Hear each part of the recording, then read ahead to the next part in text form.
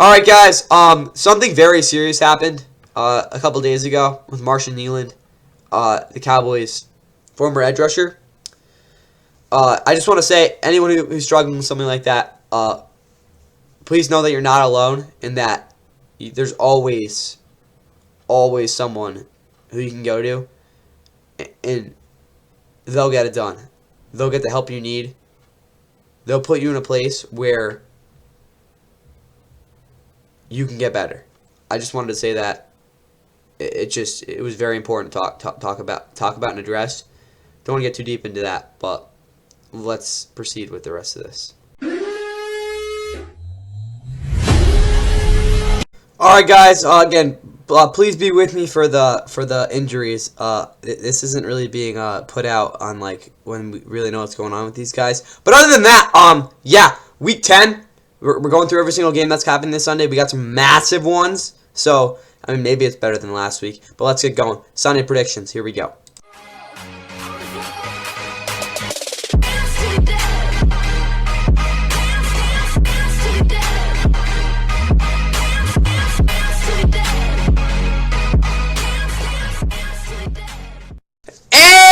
What is going on, guys? Welcome back to the Fun NFL. Please like and subscribe if you guys enjoy the Week 10 NFL Sunday predictions and preview. We're going through every single game this Sunday. If I'm mistaken, there's 4 teams on a bye by this, which means I think, if I'm not mistaken as well, we have 12 games this Sunday, maybe something like that. Also, to mention off of that, this is the again. Well, I think we have.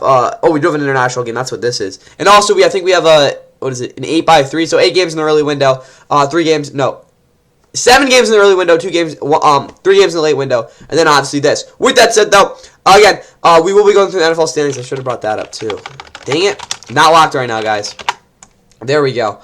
Pull that up, and we can talk about that now because our matchup in the international game here, the Berlin game, that's what it is. Don't watch this. This is an issue. But still, the Berlin game, we do have the Falcons and Colts going at it in this one. Falcons coming in at 3-5. They've obviously lost 3 straight games. They had like a bye week, if I'm not mistaken. No, that was before they won a game after their bye week, right? I don't even remember who it was against. Oh, the Bills. But they've lost 3 straight. A couple of them have been close. A couple of them really haven't been. I mean, you look at that game against the Niners, they really weren't able to score. Then they again got absolutely blown out by the Dolphins. And then last week, they didn't really get bent over by the Patriots. More or less, they kind of just choked that game. I wonder last time that happened is, again, Jake Glennon caught 3 touchdowns in that game. Michael Penis wasn't great, but he whipped it out when he needed to. And the Falcons, again, should have won that game. Parker Romo, being the asshole he is, missed that field goal. And the Falcons again fall to 3-5 here and look like a complete disaster, which is good for me because we have their draft pick. Obviously, James Pierce, their first-round pick, who the Rams traded for that first-round pick for next year, again, has not really done that much for the Falcons. Other than that, though, for the Colts, they're also not coming off the most ideal week because they had their second loss of the season. They got absolutely bent over by the Steelers' defense as to the tune of 6 turnovers. 5 of those were responsible by Daniel Jones. He got blitzed a lot and didn't do much after that. Jonathan Taylor had his worst game of the season. Also, this is a Colts team that offensively has had a lot of success this year. They still haven't scored under 20 points. And again, in this game, they didn't look good whatsoever. But again, good opportunity here, again, outside of the U.S. now to maybe bounce back. This game, though, will be at 9:30 in the morning on NFL Network. Other than that, though, who really knows what else it's on? Again, I don't have any of this stuff because YouTube TV doesn't have they don't have ESPN for now, which again is completely freaking ridiculous. Get your crap together. 2 massive companies, Disney and Google, that is. But other than that, the Colts and Falcons, they don't play very often. I think they played. I don't even know when was the last time they played in Indy. I think it was actually back in 2019. I think the Colts won. Was it 27-24? A couple years ago, they did play in Atlanta. The Falcons blew them out 29-10. That was actually an interesting game. That's when Desmond Ridder was still around. Other than that, though. Weather for this game, we gotta look at the weather. I don't care about that. Not then. We're looking for Sunday. 3 o'clock, right? Is that the right time there? Something like that. It's obviously in Berlin. We have 48 degrees, a little bit of wind, and a light rain. So, again, it might not be the most ideal weather. Standings for both these teams, though, as you guys can see, the Falcons are, again, a little bit far back in the division. Now 3 games back. They're probably not going to win it. And then, again, also in danger, they already lost a game to the Panthers, who I think they're playing next week. Again, the Panthers, again, already have a game on them. So that's very important to mention as well. For the AFC, though, obviously the Colts are still top of the division. They have a game and a half lead. This is definitely one they do not want to drop, though. For the Falcons, though, Michael Penis, again, is a quarterback. Other than that, though, I mean, Matthew Bergeron's out, their left guard. Chris Lindstrom, I don't think he played last week. I don't want this thing to crash. He's questionable. I think he's going to play, though. Other than that, though, Zach Harris is questionable. Leonard Floyd's out. J.D. Bertrand is questionable as well. Jesse Bates and Mike Hughes, both got DBs are questionable. I think they both played last week, if I'm not mistaken, though. Zane Gonzalez, Bradley Pinion are kicker and punter. Other than that, though, again, they're basically healthy. For the Colts, they have some things going on. Anthony Gold, the guy who doesn't really play, is questionable. Again, if you didn't know, Big Tony, again, has been on IR because he, again, basically pierced his eye or something like that. JHE looking for a better week. Michael Pittman, despite his numbers not looking bad, didn't have his best game. But again, the offensive line is healthy. They're going to have to play better, though. Defensively, Tyquan Lewis is questionable. Samson Ebukam is also questionable. They both had some pretty decent injuries. They're not, like, obviously serious, but they definitely were injuries at the end of the day. DeForest Buckner's out for this game as well. That's not good. Other than that, though, again, I think Sugan Alubi will get some playing time in this game as well. But Michael Badges, their kicker, Rigoberto Sanchez is their punter. Again, Spencer Schrader's out for the rest of the season, if you didn't know. But other than that, that's all I got for the Colts. For announcing this game, we will be having Adam Amin, Kurt Warner, and I think maybe Melissa Stark, if I'm not mistaken. It might be Jamie Ertl. I don't know who's recording the game, guys. I don't want to have this computer crash, though, so we're not going to be pulling up the actual announcer schedule. We have this, though, which we'll get into a little bit as well.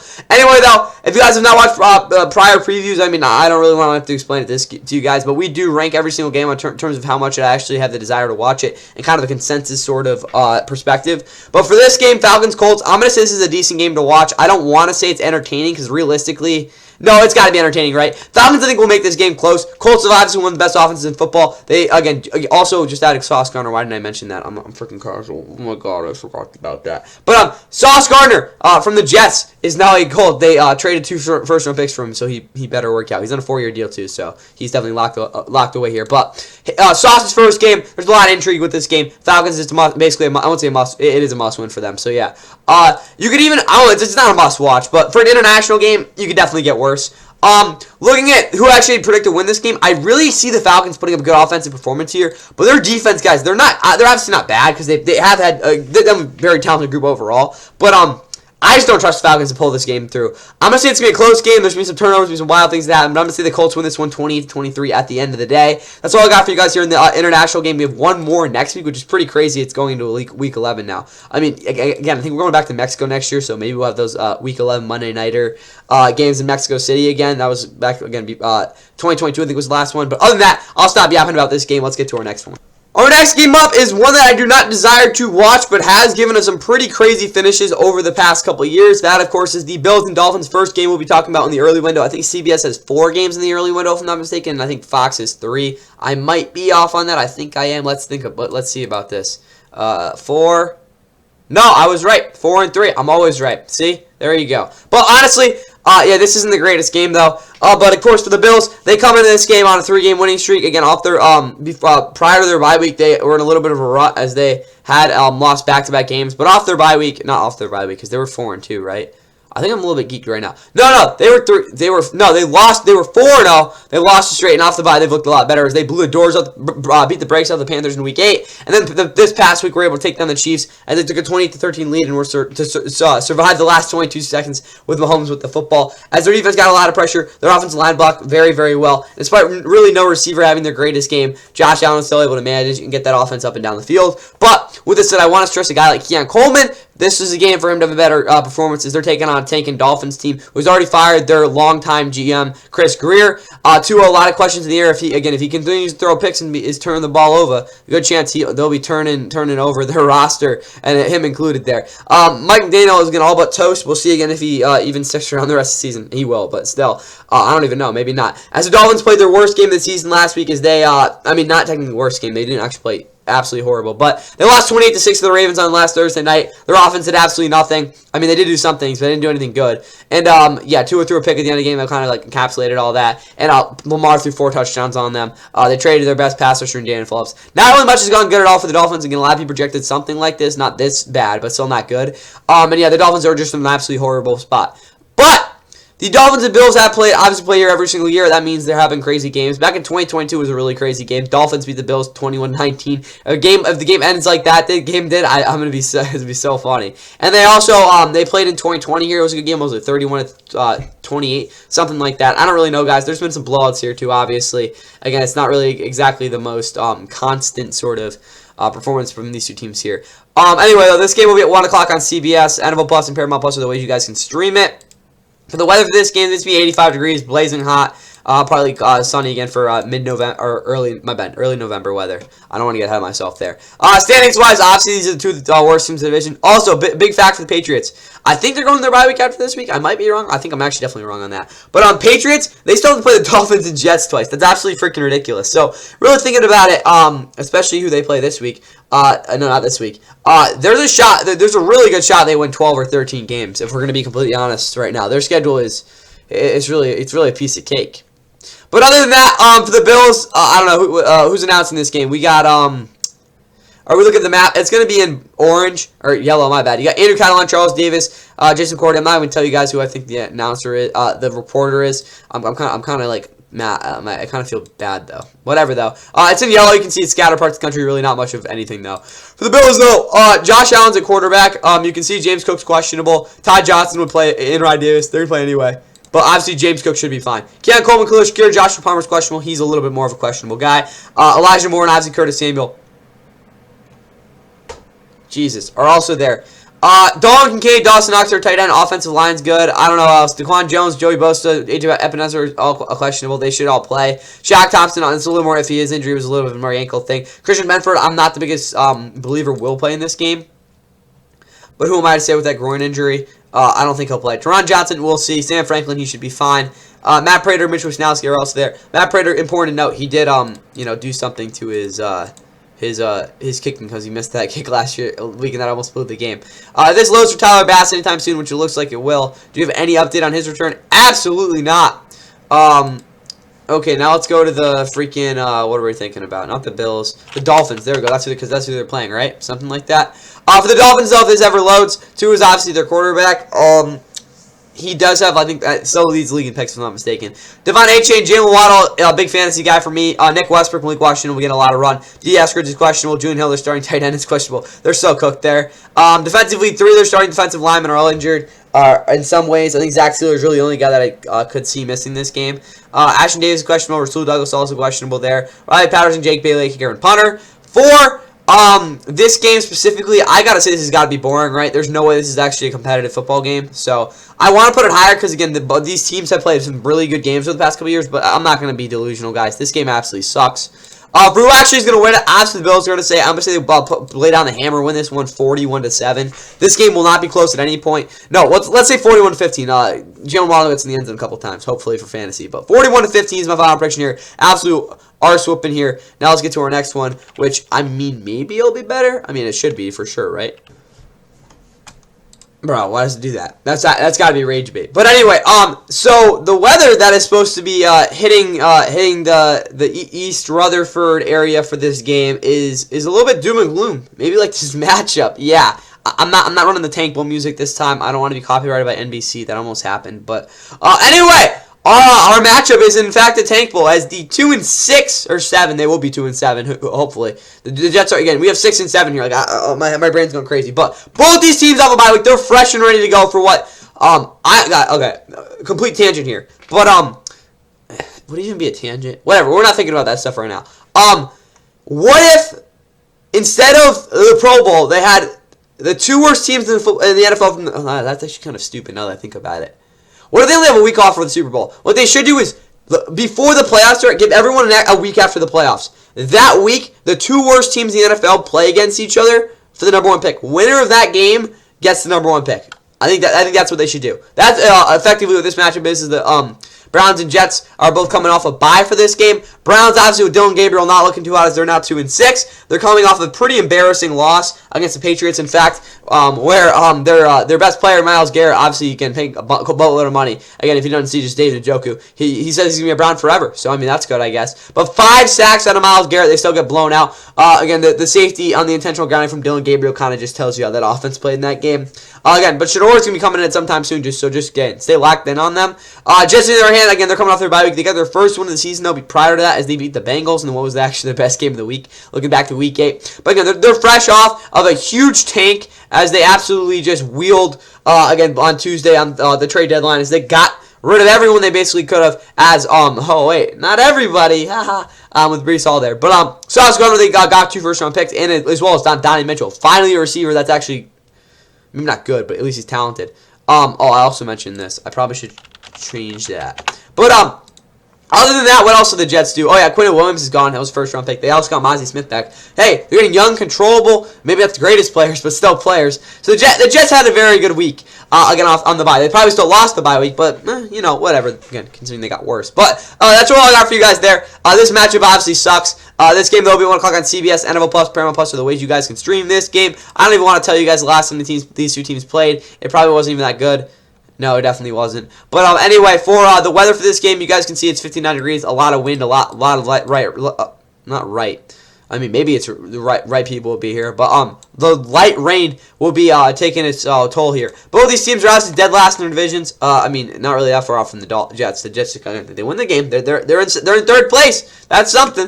Map wise, again, we look at again where this game is. It's in orange. They're really not trying to have people see this game. That's why Spirody doesn't have Marshall, I have to call it. Feel bad for those guys. They actually did do a good job with the Bears and Bengals game last week. Anyways, for the Browns, Dylan Gabriel's a quarterback. Shador! Holy crap! Holy crap. Oh my god.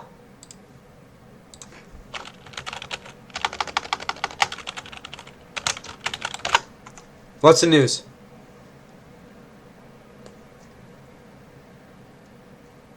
Is he the backup? He's got to be, right?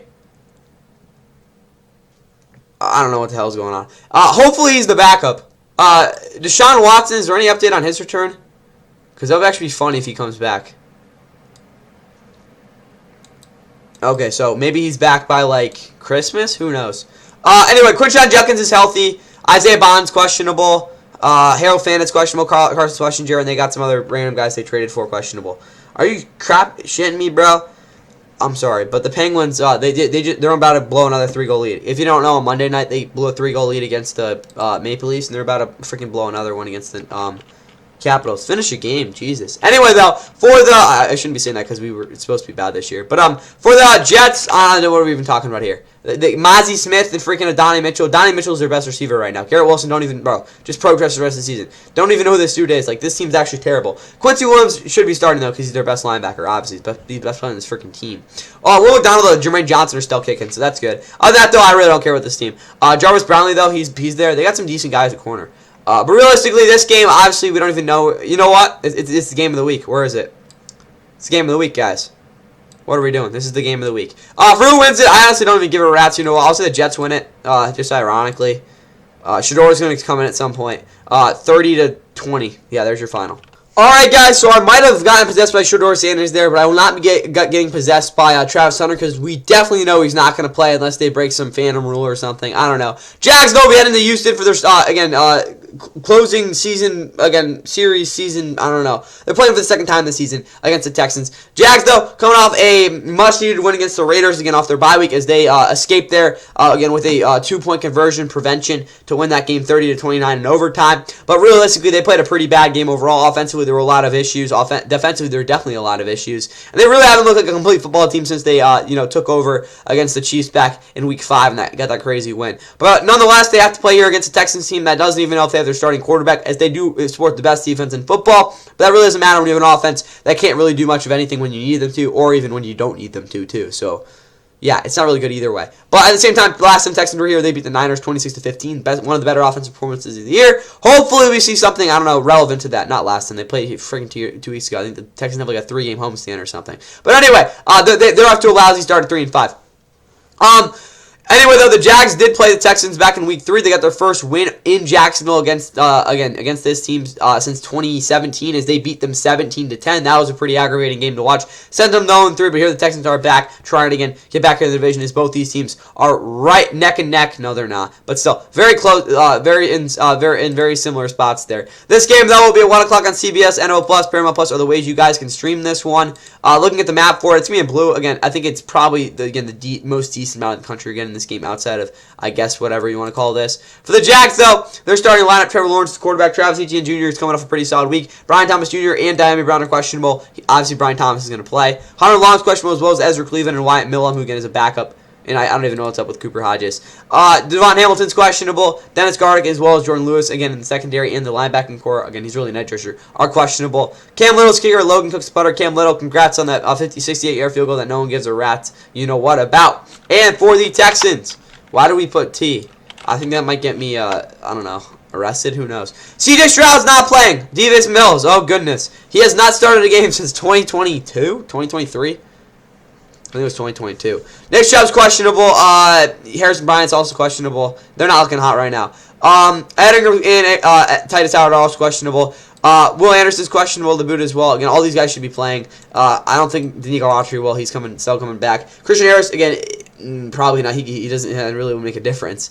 Jalen Petrie, that's definitely an issue, again, if he doesn't go. Connor Fairbairn's questionable as well as Tommy Townsend. He'll be fine, though, for Fairbairn.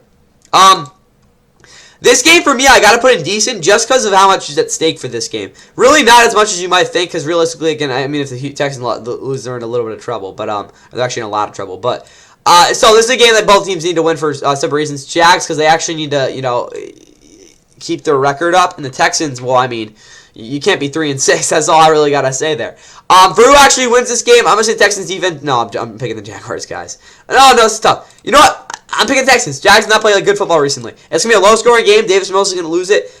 Texans win this one 19-12. There's my final prediction with that game. Now let's get into a game that's a little bit better, hopefully. I mean, maybe it is. I don't remember which one's next. Hey, luck is a skill. Just remember that. But, here's your matchup here. Ravens and Vikings. We got a pretty big one here. As the Ravens are on the way up and up right now as they come into this one off of a mini bye week. After taking care of the Dolphins with a lot of ease and Lamar Jackson's return, there's my grammar, as they won 2 games in 5 days to project themselves into a decent spot. Lamar's back. Defense is looking a lot better off the bye week, as they again only held the Bears to 16 points. So again, put up 47 points on their division rivals. Bengals are the best defense football, guys. Love the Bengals. They're on the bye week though. You can see they're on the bye week. Cowboys are. Chiefs and Titans are too as well. But I talked about that on Thursday. If you didn't watch that one, I don't blame you. But anyway, for the Ravens, they're still have a 3-5 record. So again, don't get too crazy yet. But yeah, they're looking good. Vikings, absolute must win against the Lions. Not really, no one expecting them to win. But again, they figured it out, bro. J.J. McCarthy didn't lose them the game. Made a huge struggle, clinch it. Defensively, they made a lot of nice plays. Just big time performance by them again, especially off of how bad they played the prior week against the Chargers on that Thursday night. So both these teams have played on Thursday nights pretty recently. The Ravens haven't been here since 2017. It's a lot of like newer and like older things going on here. I don't know how to connect that very well. But anyway, this game will be at 1 o'clock on Fox. You can stream it on Fox One as well. Standings for both these teams, you can see the Ravens are really not that far off the Steelers. It's only 2 games now, which is ridiculous because I think it was, 3.5 a couple of weeks ago. For the, again, Vikings, they're still in last place, but again, if they get a win here, they're in a decent spot. Anyway, though, for, again, announcing this game, it'll be in blue. Actually, a fair amount of the country, again, Kevin Kluger, Daryl Johnston, and whoever else is reporting this game will have this one. For the Ravens, though, Lamar's a quarterback. Honestly, offensively, they have some injuries, but none of them are, like, really that bad. They kind of no excuses for losing this game, at least on offense. Defensively, it's a little bit of a different story. Adisa Isaacs on IR, as well as Broderick Washington and Nami Bad at BK. But outside of that, they're a lousy defensive line to figure it out. Obviously, Matt Green and Draymond Jones need to be good players. And again, Nate Wiggins is in the secondary as well as to get a complete secondary after getting rid of what's his name? Not Darius. Holy crap. Jai Alexander. There we go. I almost goofed that one. But you got Tyler Loop, Jordan Stout there as well. For the Vikings, what injuries do they have going on? C.J. Ham, I don't know. Maybe he had a little bit too much ham or something. Darius Saw's questionable. Jalen Redmond's questionable.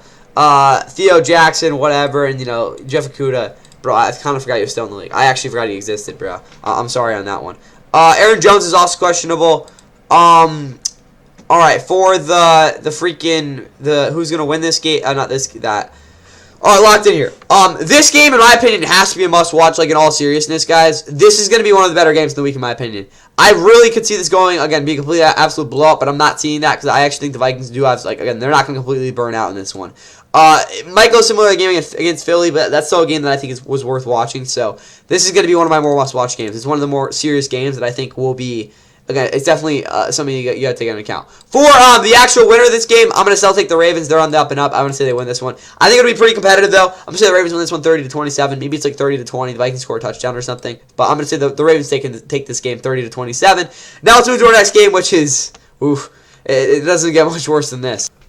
And our next game is, yeah, again, it kind of tells you what this game is going to look like. But these Saints will be traveling to Carolina for their annual campaign against the Panthers. They actually played almost a year ago here. I'm kind of switching things up here. But the Saints, again, like I said, played almost a year ago here. That's when Derek Carr was still not irrelevant.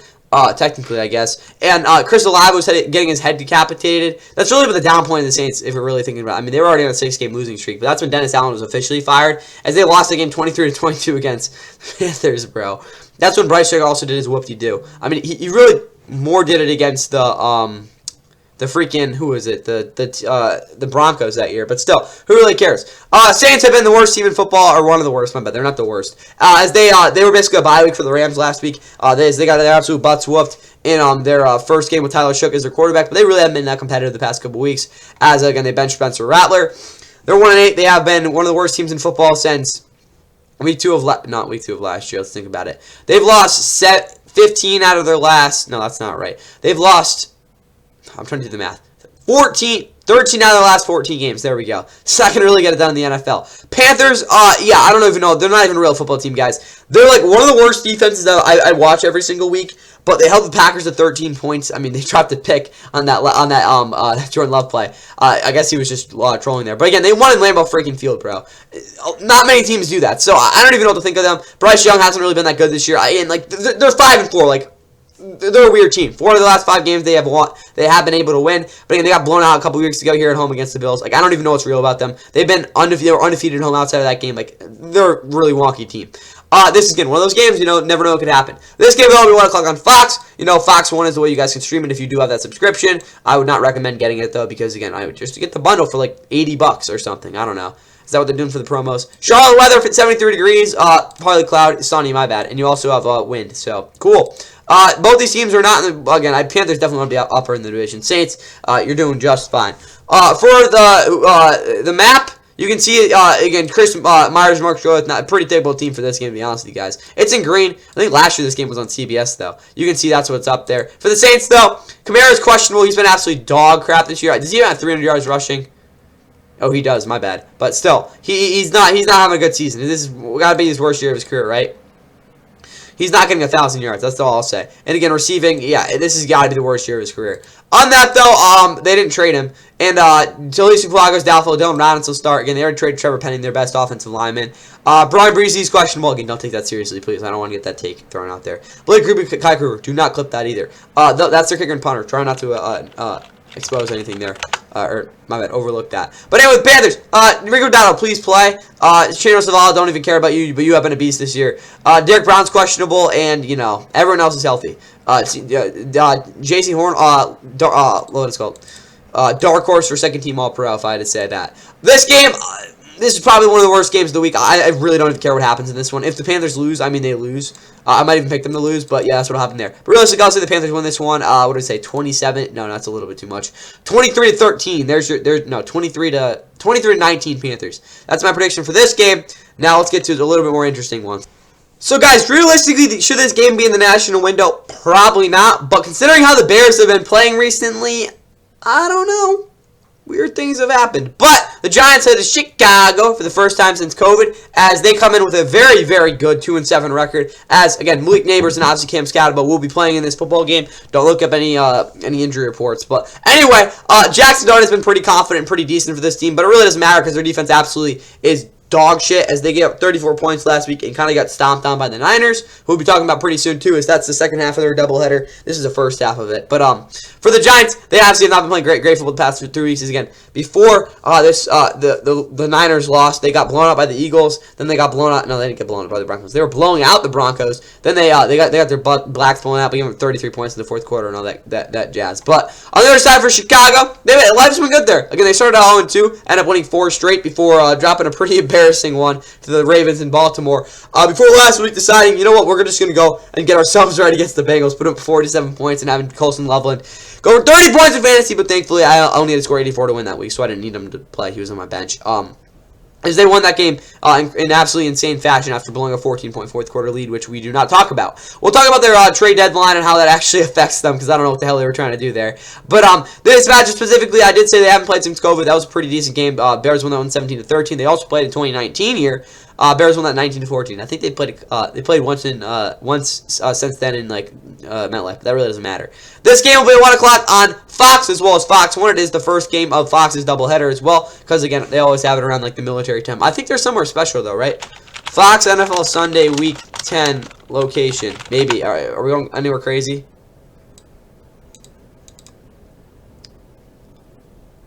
No, location of pregame. Are we going anywhere crazy? Yeah, that's what I thought. Boom, guys. Ball knowledge right here. They're going to the Naval Base in San Diego. I don't know where that is, but it's for Veterans Day. I love Veterans Day because, again, it's a very utilized holiday for not having to do stuff. But that's what I'll say there. We'll talk about that in a minute. I don't think that... No, that is right. What the hell? Anyway, though, for yeah, they're going to the Naval Base, so that's probably where this game will lead up to, if I had to guess. Announcing this game, unfortunately, will be Joe Davis and Greg Olsen. Neither one of those guys would call fair weather, considering... I mean, again, Greg Olsen, no, honestly. Greg Olsen played Carolina and Seattle for 1 year. But Joe Davis is from freaking calls Dodgers games half the year. What am I honestly going to say, guys? He doesn't exactly have to deal with the most, crazy weather. But with that said, the weather for this game, you can see it's me 38 degrees. We're supposed to have rain and snow, which in early November is pretty interesting. 60-mile-per-hour winds as well isn't good. This will be definitely an interesting game in that sense. It'll be pretty much crap, though. Giants are last in the NFC East, as you might expect. Bears are still in a crazy division as well. For the Giants, though, you can see Jackson Dart's quarterback, Tom Tracy, Devin Singletary in the backfield at this point. Who really knows who to pick up in fantasy? Bo Collins, questionable. Has he even caught a pass this season? He's caught 2. Okay, that's realistically what I thought. He's a UDFA at Notre Dame. He's slow. He doesn't get separation. I'll kind of get too deep into that. Jermaine Alumer, John Michael Smith, bro, get off this team even though you're pretty talented. Darius Muasau, you got to play. And Demetrius Flanagan-Flowers, I hopefully doesn't play. And same thing with Neville Hewitt. Victor, cannot pronounce your name, is not good. Paulson Adebo and Jet Von Holland are also there. Graham Cano's questionable, as well as Drew Phillips. What the hell are they doing with Deontay Banks? Why is he in the slot? He can't tackle, he can't cover, he can't do anything. He's a freaking bust. Sorry about that. Complete crash out of nowhere. But for the Bears, Adunze and DJ Moore are both questionable, as well as Luther Burden. Cole Kmet's questionable. I don't know, guys. This is a weird team. Their defense. Oh, yeah, my bad. They traded for Joe Tryon-Sharenka, guys. Where is he? He's going to be their #1 pass rusher. First round pick of the Bucks. Wasn't cutting it there. He got... I don't even know where did he sign. Where has he been on recently? The Browns, yeah. He had no sacks with the Browns, didn't play, barely played. So, love this trade, guys. This is your definitely trade deadline acquisition to fix your defense. We're really only Montez Sweat, who's having a better year than he had last year, is actually doing much of anything. But I will say, Deshaun Wright, he's basically Isaiah Rodgers on steroids so far this year. Their linebackers are pretty good, though. But other than that, for this game specifically, I got to say this is going to be a decent game. I don't think the actual quality of play is going to be awesome, guys, to be honest with you guys. It should be competitive, though, so that at least makes it, again, somewhat worthy to be in a national window. For who I see winning this one, I just say the Giants are pulling off an upset in this game. It's going to be a really wonky game. Giants win this one 17-16 on some crazy ender. But, yep, that's my prediction for this one. Now let's get to, again, oh, this is tough. It's one of the best 3 games today. That's all I'll say. Alright, so the Penguins just took the lead, which is good, because maybe we don't actually blow. I don't know. They've done crazier things. But, alright, our next game is, oh, boy. Oh, I wasn't actually ready for this. This is an absolute banger, guys. As the 7-2 Patriots take on Tom Brady's old team in the Bucks. Oh my goodness, this is actually a huge game. Yeah, this is, I don't know, this might be the best game of the day. Patriots, though, on a 6 or 7 game winning streak. Nothing, no, They're on a 6-game winning streak. They'll be at 7-game winning streak, which would tie their longest streak since Tom Brady was here in 2021. That was the year they did it. But yeah, they're on an absolute tear right now. They haven't been playing any good teams, but like, I mean, I guess they played the Bills in Buffalo. So other than that, they played a bunch of cupcakes. Last week though, kind of were caught napping a little bit. As Drake May turned over the ball 2 or 3 or 4. I don't even know. He turned the ball over multiple times, and that kind of cost the Patriots on some plays. But their defense played decently enough, except against Drake London. Thankfully, again, oh shoot, they got to belong against Mika Ibuka. All right, never mind. But the Patriots were able to hold on there, got some luck there, and you know they kept their winning streak alive. Now they head to Tampa to take on a Bucs team that has only lost 1 game here, maybe 2. I don't really remember. What else was the other game they lost? Only 1 game this season. A place where I'm guessing they've averaged 30 points. As they come out at 6-2 off the bye, pretty strong. Despite, on offense, having been completely depleted of their wide receiver core, as well as really not being that effective on offense since week 6, where they had a pretty darn good game against the Niners. But the past 2 weeks, they lost Mike Evans and his receiving record streak to a collarbone, and also this past game before they went to their bye week, had a pretty mediocre offensive performance in a blowout win over the Saints. That's what I'll say there. But nonetheless, the Patriots have been here since 2017. They have been playing each other at least somewhat recently. That was in Tom Brady's return back in 2021 when the Bucs won 19-17. What was a very competitive game, I guess is the best way to put that one. This game though will be 1 o'clock on CBS and NFL Plus, and will be all but the big game for CBS this Sunday. Tampa weather, 80 degrees, a lot of scattered thunderstorms, and also a lot of wind. Not a lot of wind, a little bit of wind. Should be pretty interesting in that sense, though. Both these teams lead their division by a little bit, tooth and nail for the. Not really just a tooth for the Patriots. For the Bucs, they're doing decent. Anyway, though, announcing this game, again, as you might expect, is Jim Nantz, Tony Romo, Tracy Wolfson. I think they should just black out every other game and put this one on national TV, to be honest with you guys. That's just me, though. Patriots starting lineup, Minor Stevenson's questionable. I mean, again, they managed Trey Van Henderson, Terrell Jennings somewhat last week. That's what I'll say there. Christian Boutte does need to play. Did not record a catch last week. He is questionable, though. Garrett Bradbury is also questionable. Ben Brown would start if he can't go. Joshua Farmer off the again, a defensive line is questionable, as well as Marte Mapu. Christian Ellis is also questionable. Linebacker, you can see Christian Gonzalez, again, their number 1 cornerback, is also questionable, but Carlton Davis has been very good this season. Aiden Borregos, Bryce Behringer, kicker and punter. Jalen Hawkins, I don't know what they're trying to do with him, but I mean, I guess they're doing their own thing. Let them do their thing there. For the Bucs, though, what else do they have going on? Buggy Irving's questionable. For God, bro, play. I need you to play for fantasy. What the hell, bro? Alright, don't crash out too much, but... Bro, this guy's literally a no-show. Like, what are we doing? Godwin's questionable. I don't really care. Again, they've managed with Tez Johnson. Sterling Shepard is their number 2 and number 3. Ben Bredesen's questionable as well. Like guard-ish. I don't even know. They're so butchered on this offensive line. For an offense that's supposed to be very good, they're kind of cooked with this, how injured they are right now. Defensively, you can see Hassan Reddick's questionable, but other than that, I mean, they're pretty darn good. They obviously could use a little bit of help in that D-line, but they didn't do anything because, again, they're the Bucs at the trade deadline. I don't know. I forgot. I kind of forgot about that. That would have been a good trade for Quentin Williams, but that would have been a little bit of a hefty price there. Chase McLaughlin, Riley Dixon round things out there for the Bucs. Who's going to win? This game, obviously, is one of the games of the week. I'm not going to really try to pretend anything. This is one of the better games we'll probably see all season in terms of records. Yeah, this is just an absolute dandy. Yeah, there's no other way to put it. For who wins this game, I honestly want to assume the Patriots are going to, which is why I'm going to pick them, and even though they're an underdog. I expect this Bucs defense to come out hot and make it really hard on Drake May early, and they might even turn the ball a couple times. But I'm not that confident in this Bucs offense right now. Honestly, the Patriots really prove a lot of people wrong here. I'm still not really that big on them actually making a big, deep playoff run, but we'll see what happens. I'm going to say they win this one 26-24 in a narrow, definitely a narrow game for sure. Now let's get to a very interesting NFC West matchup as we round out the early window right here. All right, battle. This thing's rage bait. But anyway, battle in the Northwest here is two NFC West foes will be facing off here for the first time second time, my bad. I really almost cooked on that one. Cooked myself on that one. Second time this season. Again, only other time. Hopefully they'll be playing again, at least for the Rams' sake there. As the Arizona Cardinals, Kyler Murray-less will be heading to take on a very, very, very daunting Seattle team. Cardinals obviously Jacoby Brisket at quarterback, who has been absolutely what they've needed in a lot of ways at quarterback. As again, he has started the past 3 games. He was good against the Colts. He was even better against the Packers, even though they lost. And then he was even better than that against the Cowboys, as Marvin Harrison breaking legs off of his Heron Bland. Were able to get their first win in a long time. As again, They snapped that 5-game losing streak on Monday, but they have to come here on a short week as their defense also has been playing better and better every week as well. For Seattle, though, they've obviously been on an absolute tear recently as they're on a 3-game winning streak. In those games, they have put together some very nice performances, specifically last week as they took the absolute soul out of the Commanders, beating them 38-14. Sam Darnold played like absolutely awesome.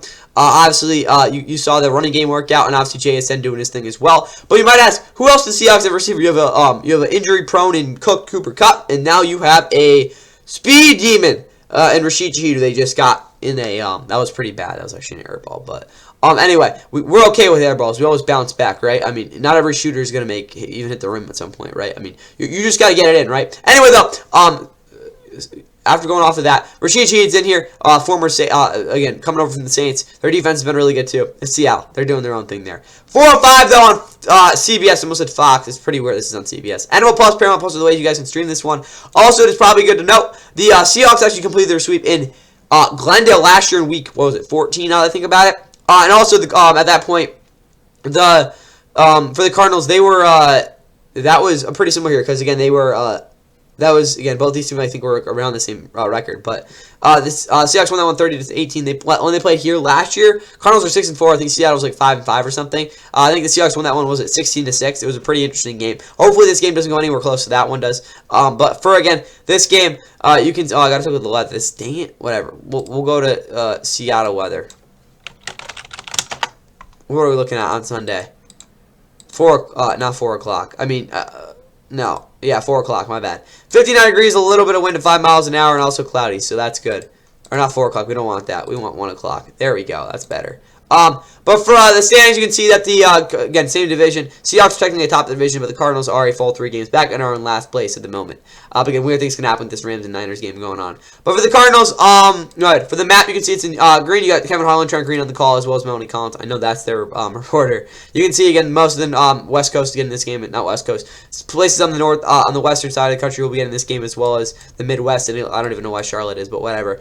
I think that was pretty, figure that out. But whatever, though. For the Cardinals, again, if you didn't know, Kyler Murray was placed in the IR with foot injury. I think it was really because he sucks and they don't want him to play, and I guess they want to pay him. But, yeah, he's there.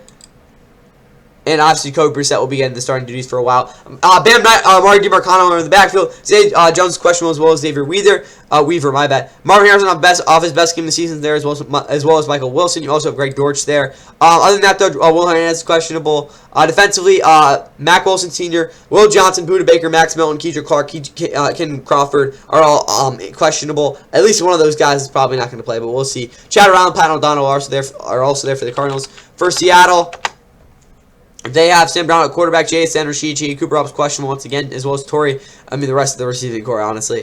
AJ Barner's questionable as well at tight end, but the rest of the offensive line is completely healthy. Defensively, you have Ernest Jones questionable, but Josh Jobe is also there, so I mean, at least he has someone to, be injured with. But other than that, that's all I really got for you guys here on this Seattle defensive side of the ball. Jason Myers, Michael Dixon at kicker and punter. Derek Young, again, questionable as one of their returners. And as you guys can see, this game for me is going to go in, honestly, entertaining. I see this game being close. Jacoby Brissett making it a pretty decent game. So this is definitely something that I definitely consider one that I will be paying pretty close attention to, obviously because I'm a Rams fan. That's what I'll be honest there. Again, we do have 2 NFC West matchups this week. For who's going to win it? Very interesting game in my opinion, but I'm going to say that Seahawks win it because they are the better team. It should be pretty close, though. Let's say 21-16. No, not 16. Well, 16. 21-20 Seahawks, so I guess a 1-point win, but I'm going to say they figured this one out. So all I got for you guys here. Now let's get to our next game, which was supposed to be the big game this week, but it ended up, not really turning out that way. Alright guys, second of 3 games in the later windows. Again, this is the later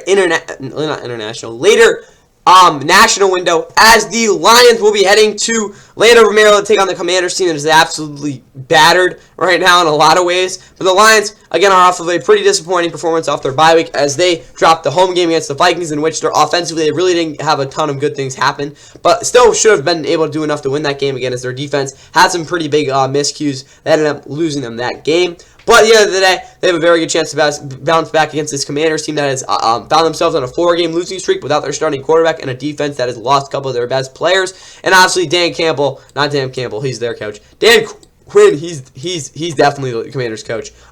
He is not coming off the greatest, decision making from him. But at the end of the day, they might pull off it. No, they're not. They're cooked. But anyway, I said that against about the Vikings. So you know what? Screw it. Let's see what happens. Anyway, though, Lions haven't been here since 2019. That game was really not that close. No, it was close. That was Dwayne Haskins' debut. RIP, man. Not 19-16 though.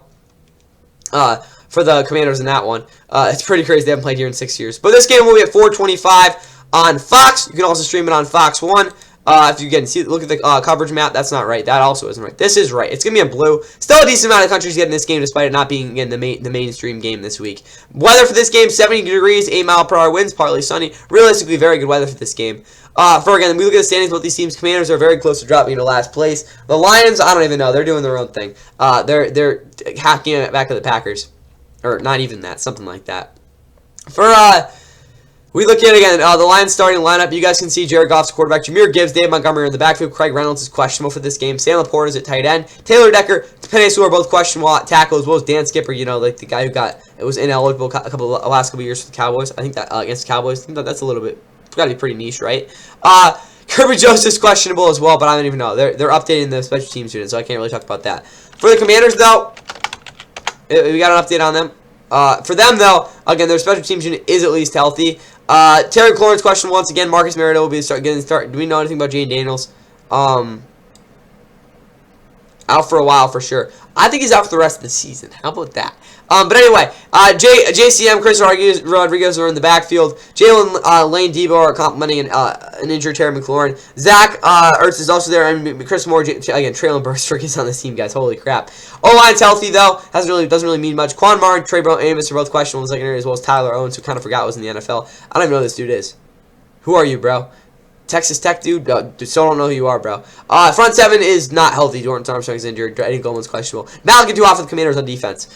For this game, though, realistically, I'm going to put it in boring because it's not going to be great. It just won't be. But it could be decent. Who knows?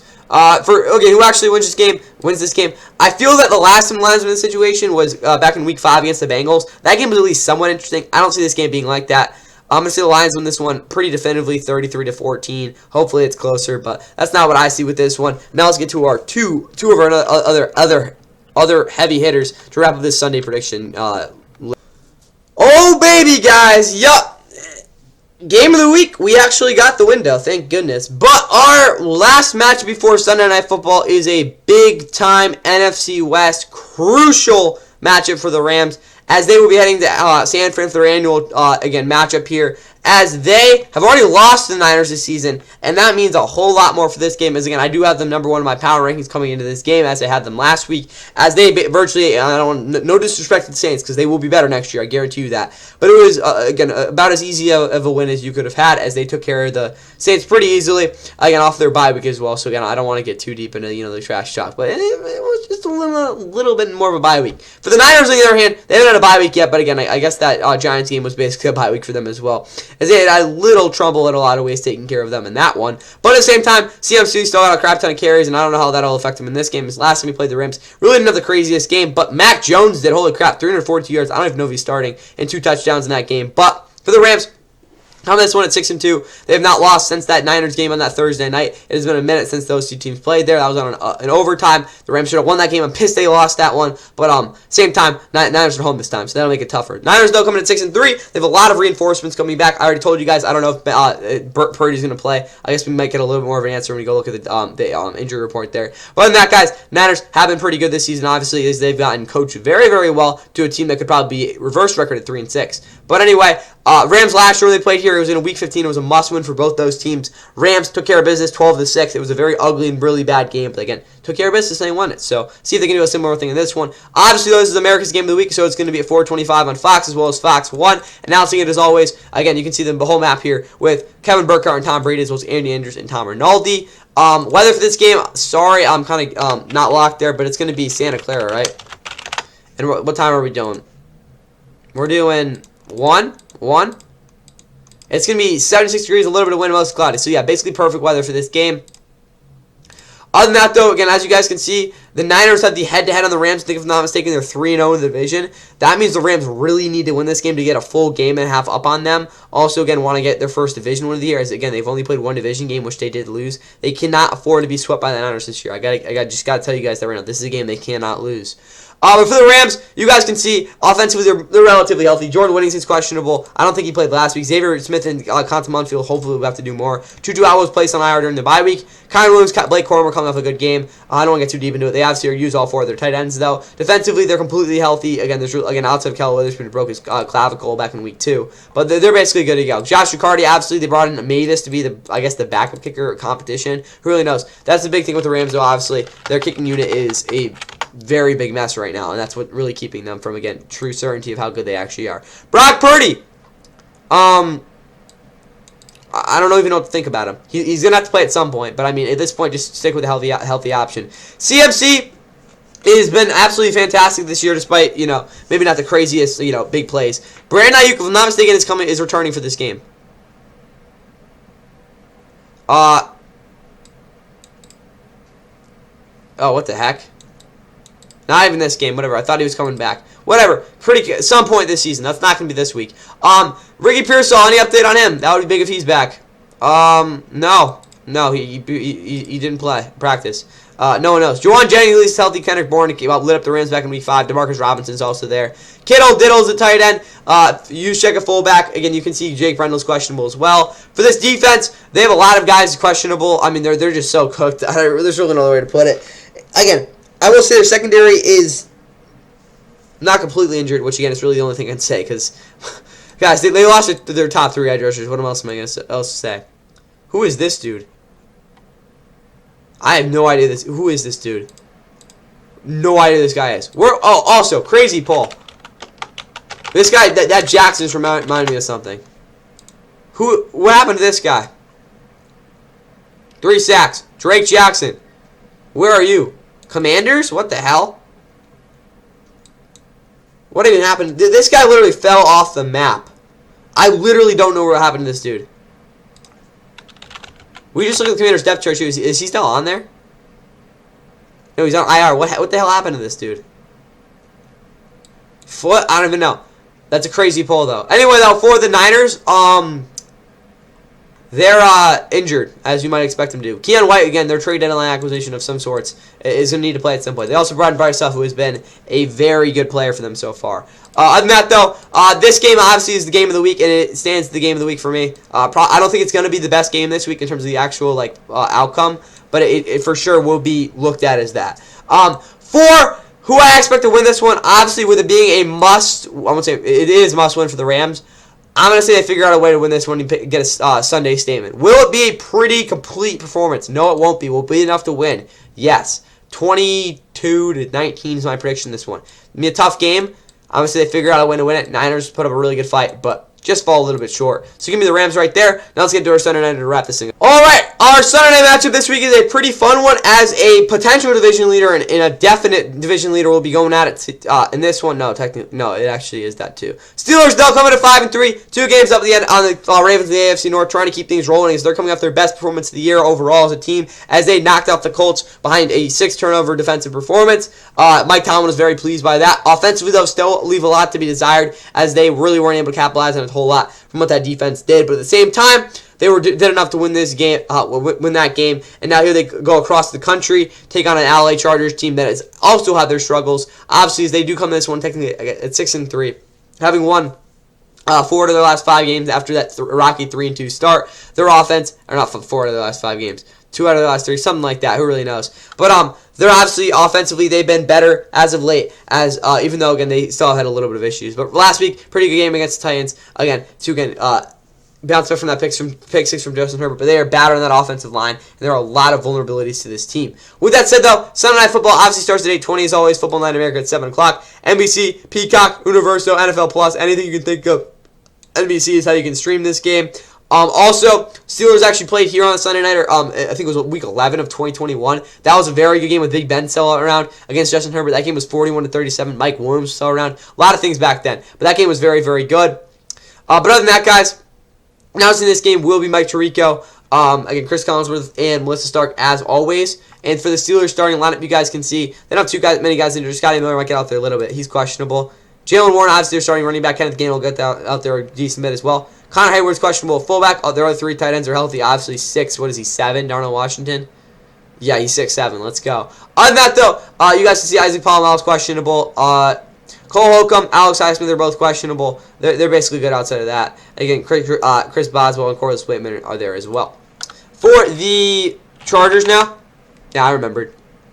They have Mekhi Becton and Bobby Hart both questionable, but again, realistically, they're pretty much good. Again, with Tariq Hill still my bad, he's questionable. Bender St. Juste, Tony Jefferson are also questionable in the secondary, but again, like I said, they're going to go on this defense. Again, you see, 2 below, 2 Klomack off the edge. They're going to do a lot. Adafe Owe is also going around doing his thing there as well. For that, again, we look at how good I think this game is going to be. This is tough. I don't think it's game of the week. This isn't a game that I look at, I'm like, oh, this is just not going to be an absolute show. It's going to be a must-watch show for me. I think, again, I just don't see it as this level. It's very close, though. I just think it just doesn't really hit me there the same way that these two, again, at least initially look at it. And obviously, on Monday night, there might be a reason for this as well, which we'll get to tomorrow. Get you guys predictions too on Monday. For that, though, who do I see winning this Sunday night football game? It really goes down if this Steelers defense can consistently force Justin Herbert into some bad habits. If that does, in fact, go into fruition, I don't see why they had much trouble. But I don't see this Chargers defense really giving much up at all either. In fact, the Steelers defense still has big play ability against them at times. I'm going to say Chargers get enough of those big plays to ride out this game, and I'm going to say they win this one 29-20. That's my prediction for that. Those are all my predictions for Sunday. Hope you guys enjoy all these games. Got the recap of all this coming out sometime on Monday night, if I had to guess. Also, I'll see y'all for the Monday Night Football predictions on Monday as well. That's all I got for you guys. Hope you guys enjoy your Sunday. Out there to try to finish off a 14-point LA comeback. The Rams have not led today. If Cardi connects, the Rams go home with their first win.